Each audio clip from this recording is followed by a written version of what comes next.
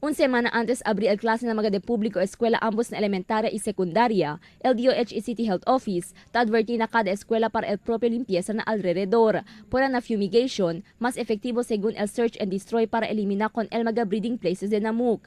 At según con el Assistant Health Education Promotion Officer del DOH, Delton Ace Ignacio, para este año enganzano 1,841 el caso de dengue na entero rehiyon.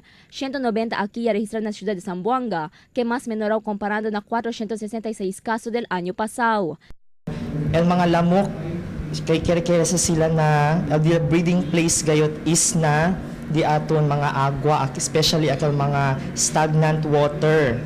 So, el Department of Health or el Departamento de Salud talama na todo mga bibientes para as el search as L4S, no, L4S di aton is el search and destroy.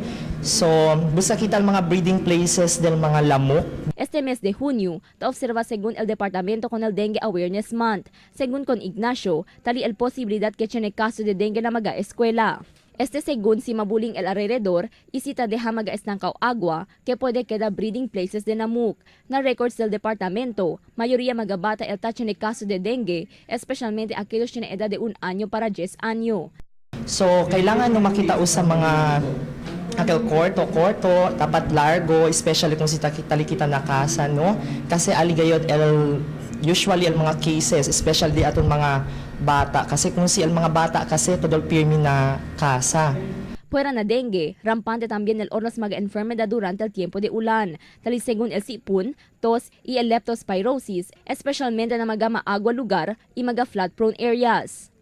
Crystal Almonia, Dateline Zamboanga.